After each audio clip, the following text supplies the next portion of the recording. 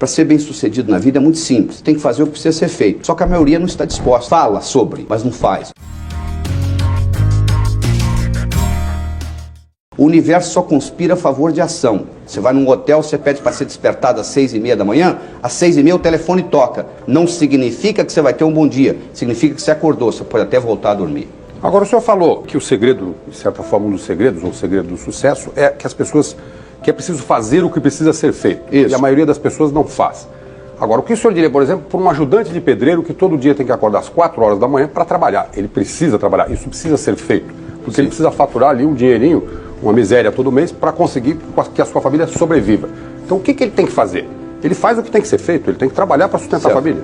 Ô Jorge, se você for numa loja de Mercedes-Benz e começar a olhar um carro e perguntar assim pro dono da loja, o que você acha do pessoal que não tem nem condição para andar? Como é que eles fazem? Bom, alguém tem que resolver o problema deles. Se você for num hotel 5 estrelas e perguntar assim, mas e o pessoal que está na rua sem dormir, como é que você faz? O que eu ensino é uma coisa extremamente sofisticada, que você precisa de um certo nível de inteligência para atender. A minha proposta de trabalho atinge uma faixa da população. Não atinge o pedreiro, então? Provavelmente, diretamente não, mas indiretamente sim. Se eu vou numa Perdigão, ou numa Golden Cross, ou numa dessas grandes empresas, e mudo o modo de pensar do dono da empresa, eu automaticamente, num efeito dominó, ajudando 12, 15, 16 mil pessoas. Agora, a minha proposta de trabalho é trabalhar diretamente com o pedreiro. Eu elogio quem está fazendo. Mas o sucesso só que não é a minha proposta de trabalho. De todos, como o senhor defende? Quer dizer que o pedreiro não precisa ler seu livro. Não, ele talvez nem entenderia o meu livro, provavelmente, Ivan. Mas se você quer me perguntar, o maior elogio que eu já recebi até hoje dos meus livros, eu entrei num táxi em São Paulo e tinha um taxista e ele tinha um livro, O Sucesso Não Ocorre Por Acaso no Banco. E eu perguntei para ele, que livro é esse? Ele falou, é um livro que eu estou lendo. Eu falei, você está gostando? Ele falou assim, é o único livro até hoje que eu consegui ler de capa a capa. Então até o taxista eu sei que eu atinjo. Eu não sei se eu atinjo o pedreiro, mas eu não me proponho no meu trabalho atingir todos. Eu acho que eu cumpro a minha missão numa faixa. Eu acho que o melhor modo de eu mudar a sociedade, e eu acho que o meu trabalho vai ajudar a transformar o Brasil, eu não estou aqui correndo corrida de 100 metros, eu estou aqui numa maratona, você vai escutar de Laí Ribeiro daqui 10, daqui 15, daqui 20, daqui 30 anos, porque nós estamos aqui para ajudar a transformar. Essa é a minha missão de trabalho. Eu não preciso trabalhar para viver, eu tenho bastante, não preciso trabalhar. Eu estou aqui fazendo uma missão de transformação das pessoas. Você vai escutar Laí Ribeiro por muitos anos. A minha proposta de trabalho foi, Ivan, pegar a classe mais privilegiada intelectualmente. Se ela conseguir entender a minha mensagem, ela vai conseguir comunicar isso para os outros. Eu não consigo, num trabalho, abranger uma faixa toda. Doutor Laí, então, o senhor está admitindo que o sucesso não está à disposição de todos, então? O sucesso está à disposição de todos. O Laí Ribeiro não está à disposição de ensinar sucesso para todos. Ele tem um limite de trabalho. Não, mas veja bem, claro, eu lhe perguntei... Você pegar um operário de fábrica, ou um pedreiro, ou um ajudante de pedreiro, eu conheço gente que vem no meu curso, que começou em Brasília como trocador de ônibus e ficou milionário, honestamente. Eu conheço gente no meu curso que era contínuo de banco e hoje é uma das maiores fortunas do Brasil, honestamente. Isso sabe dizer mais a exceção do que a regra. Eu sei, mas a exceção prova a regra. E é possível, mas infelizmente existe uma série de componentes e circunstâncias. Conversando com o público intelectual, indivíduo que tem capacidade de entender os meus paradigmas, eles já têm dificuldade de aceitar que isso é possível. Imagine então conversando com um indivíduo, coitado, que nunca teve uma possibilidade na vida. Deixa eu contar para vocês um estudo que foi feito em Harlem, em Nova York, que você sabe é uma das zonas mais pobres do mundo. Eles pegaram um grupo de estudantes em Harlem e dividiram em 2 grupos, todos na mesma classe. Um grupo tinha o privilégio de uma vez por mês, durante 6 meses, passar um dia em Manhattan, vendo como que um executivo vivia, como que ele tomava o café da manhã, como que ele trabalhava, etc. E outro grupo não tinha essa possibilidade. 10 anos depois eles reavaliaram, sabe o que eles descobriram, Roseli? Que o grupo que durante 6 vezes teve a possibilidade de ter aquela visão de como o executivo funciona, estava muito melhor financeiramente, intelectualmente, que o outro grupo. O que nós precisamos dar para as pessoas é visão, mas aí mesmo a classe elevada não tem visão no Brasil. Se você perguntar para um jovem de 16 anos hoje, qual é o seu maior sonho? Sabe o que ele responde para você? Mudar para o exterior. Agora, quando eu lhe perguntei sobre a questão do que precisa ser feito, quer dizer, eu não lhe perguntei no sentido de dizer é preciso ler ou estudar ou ter um curso com o Laí Ribeiro. O senhor disse isso como uma essência até do seu ensinamento, mas Sim. como uma essência independente do senhor ensinar ou não. Ou seja, o problema é que as pessoas não fazem o que deve ser feito. Mas elas não fazem por várias razões. Para um telespectador comum, um trabalhador que acorda 4, 5 horas da manhã todo dia, que de repente pode estar nos assistindo, apesar de ser tarde, O que é que ele não faz que ele deveria fazer? Bom, primeiro, se você perguntar ele o que ele quer na vida, ele vai falar o que ele não quer. Ao invés de ele se concentrar no que ele quer, ele se concentra no que ele quer. Não quer. Você pergunta para ele, o que você quer? Eu não quero doença, eu não quero pobreza. Eu não estou perguntando o que você não quer, eu quero saber o que você quer. Então, o indivíduo de um modo geral, Jorge, o indivíduo de um modo geral está concentrado naquilo que não quer. Então a primeira coisa que eu ensino é o seguinte, você tem que concentrar naquilo que você quer e não naquilo que você não quer. Se você se concentra naquilo que você não quer, ao invés de se concentrar naquilo que você quer, é como se você estivesse dirigindo um ônibus, olhando pelo retrovisor. Você sabe de onde você está vindo, você não sabe para onde você está indo. Segundo, só querer não é poder. Eu acho que a frase querer é poder é furada. Se você entrar numa quadra de basquete com regra de ping-pong, você não consegue fazer um ponto. Não é só querer ganhar o jogo, você tem que conhecer a estratégia, você tem que conhecer a regra. No livro Prosperidade eu ensino a lei do ganhar, a lei do gastar, a lei do economizar e a lei do investir, que são leis universais, que funcionam no Brasil, no Japão, nos Estados Unidos. Se você não entende a lei do ganhar, a lei do gastar, a lei do economizar, a lei do investir, você pode ser um excelente matemático, um excelente linguista, você vai depender do salário do fim do mês. As suas técnicas sempre me parecem um programa para um computador de quinta geração. Ou seja, eu não consigo ver um vírus que conseguisse desestabilizar o seu sistema. E as pessoas costumam aprender na vida mais através dos seus erros do que através de mantras técnicos. Sim. Onde você errou para aprender o que você aprendeu?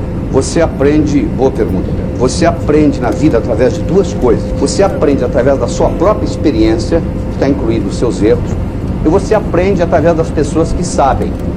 Sabe o que eu fiz para aprender através das pessoas que sabem? Eu procurei quem sabia, eu procurei os candidatos, os indivíduos que ganharam o prêmio Nobel. Então eu falei, eu posso aprender por conta própria, mas vai levar muito tempo. Existe um ditado que diz o seguinte, o tempo é o melhor dos mestres, só que acaba matando todos os seus discípulos. Então eu falei, eu não quero esperar aprender por conta própria, eu vou aprender de quem sabe. E eu questionei, bom, de quem deve saber quem ganhou o prêmio Nobel.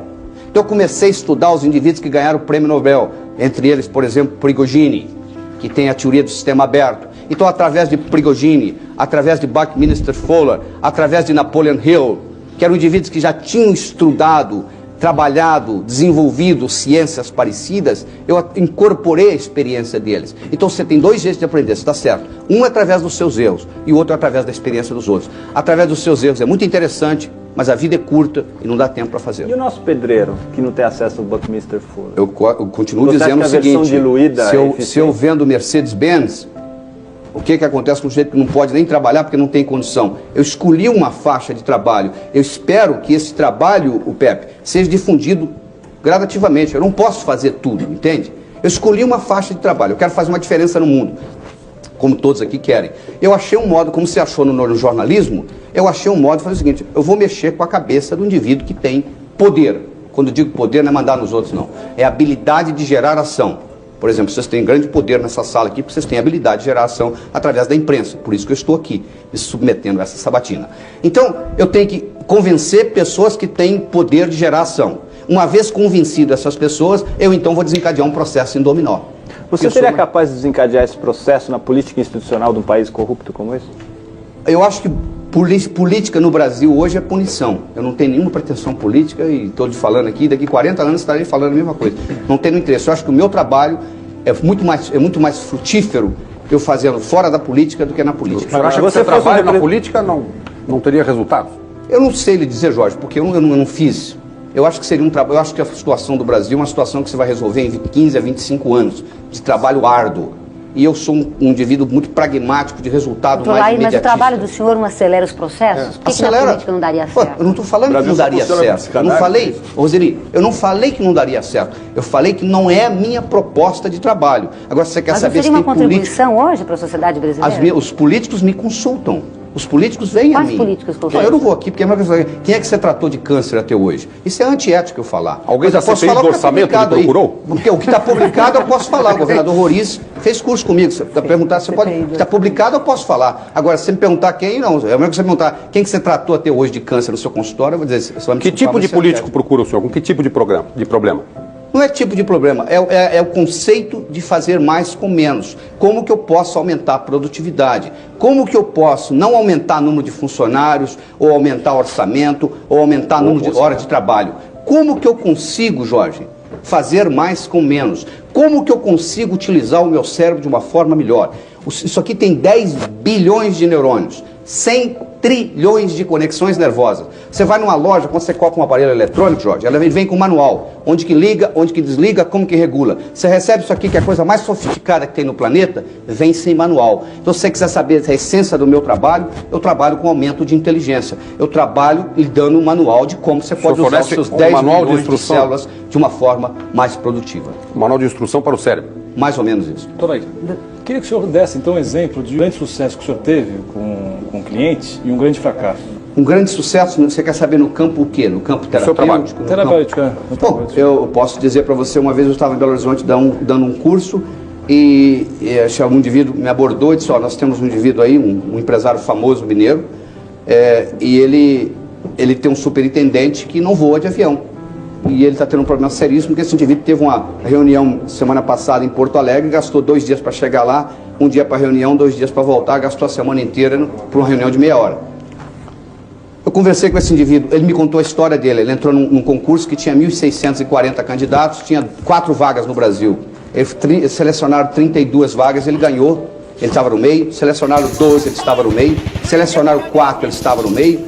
Ele queria Belo Horizonte ser o gerente geral do Otton Palace, ele ganhou. Ele foi trabalhar, quando ele chegou para trabalhar, ele perguntou onde é que é o meu escritório, 25º andar.